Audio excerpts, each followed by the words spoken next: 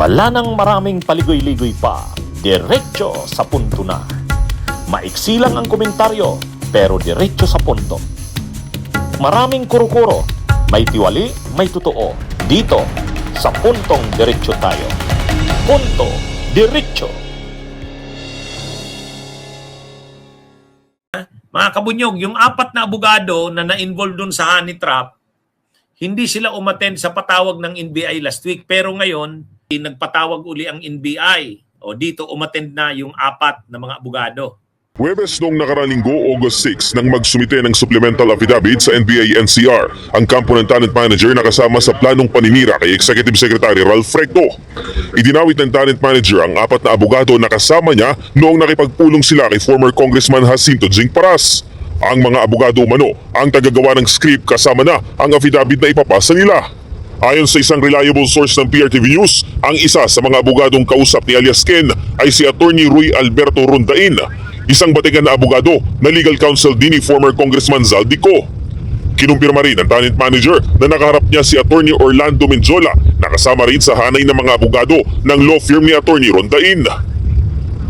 Sa isang post rin online ng political analyst na si Jess Falsis, ibinunyag niya ang CCTV footage noong araw na nakipagkita ang talent manager kay former Congressman Paras. Napadala na ng NBI ang apat na abogado ng sabpina at bukas ay inaasahan na harap sila sa NBI. It will determine their liability or their answerability sa pataas at sa code of professional responsibility yan as an order. Susuriin rin daw nila ang mga abogadong humarap sa talent manager, lalo pat kabilang sa isang law firm ang tumatayong legal counsel ni Kong Leviste at ang mga abogadong nakausap ni alias Ken. Even I'm not in a connection, but we have to stop this kung ano talaga yung connection as to know anong responsibilities na isa't isa. Ikinagulat naman ng kampo ni Paras ang paglabas ng CCTV sa media. Sa online post ng legal counsel nito na si Attorney Mark Tolentino, question niya ang NBI kung bakit hindi mo na ito ipinakita sa kanila kahit na dumating sila kahapon sa tanggapan ng ehensya. Sagot ng NBI dyan, Categorically, I will say we did not release any video. Hindi sa amin yun. So actually, right now, we will ask coordination with the person na nakapag-release niyan. Baka probably they can provide us the copy so we can compare it with the CCTV na meron kami. Aalamin pa ng NBI kung pareho ba ang mga CCTV footage na hawak nila pati na ang naikalat sa social media. Kung totoo mano ang mga kuha ng CCTV, patunay daw ito na may matibay na ebidensya na may transaksyon na naganap. Hindi nakadalo ng personal nitong Biyernes, August 14 ang apat na abogado na ipinasabina ng NBI National Capital Region kaugnay ng umano'y honey trap plot at character assassination laban kay Executive Secretary Ralph Recto. Ayon kay NBI NCR Regional Director Attorney Emeterio Dongallo Jr., wala naman nila silang natanggap ngayong araw na hindi na-reschedule mula sa kampo ni na Attorney Rui Rondain kung kaya't inaasahan nila ang pagdalo ng apat na abogado na kabilang sa Rondain and Menjola Law Firm. Matatandaan na sa pag-iimbestiga ng NBI sa naarestong talent manager na si alias Ken, lumabas na ang apat na abogado umano ang kausap ni dating Congressman Jacinto Jing Paras upang gumawa ng peking affidavit. Kung saan, sasabihin umano ng apat na babae na pinagamit sila ng illegal na droga at pinagsamantalahan umano sila ni Executive Secretary Ralph Recto. Mga abogado ito nung law firm na tinatawag na Rondain and Menjola law firm. Ang Rondain and Menjola law firm, ang nangunguna dyan ay itong si Attorney Roy Rondain. Si Attorney Roy Rondain ay abogado ni Zaldico. Abogado yan ni Zaldico, si Attorney Roy Rondain. Partner niya itong si Menjola. Kaya ang pangalan ng law firm ay Roy Rondain and Menjola. Pero kasama dyan ni Rondain, may mga batang staff silang kasama.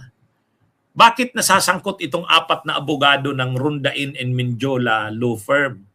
Ay kasi nga, sabi ni Director Matibag ng NBI, mga kabunyog, mga kababayan, ano ito? Ang plano talaga, gawan ng affidavit yung mga babae. Yung mga babae na di umano nagkaroon sila ng engagement o transaction kay Executive Secretary Ralph Recto.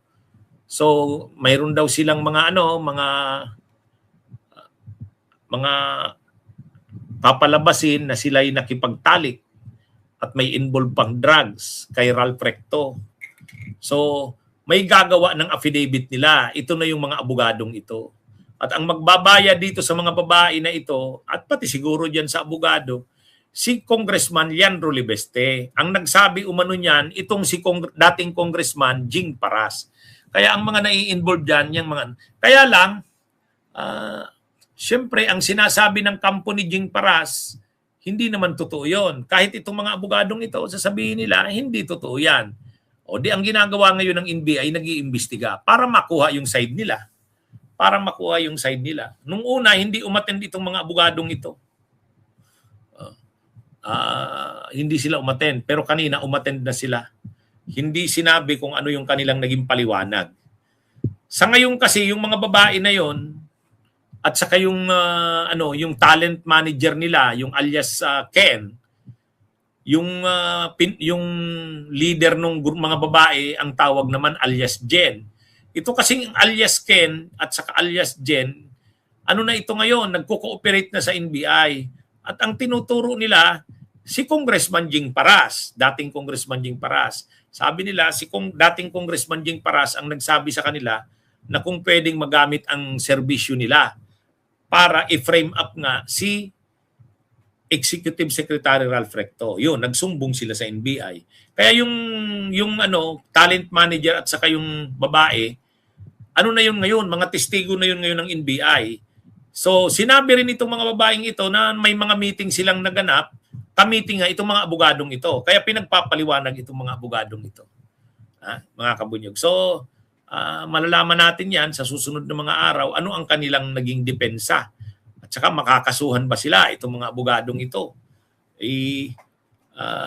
Nasasangkot sila dyan sa tinatawag na honey trap na yan. Mga kabunyog, mga kababayan. So, aabangan natin kung ano ang kanilang paliwanag. Bunyog, bunyog, halikan na kasama ka. Bunyog, kapag buklod ay may pag-asa. Luzon, Visayas, Mindanao, isa ang pananaw. Sa bagong Pilipinas ang bunyog isisigaw.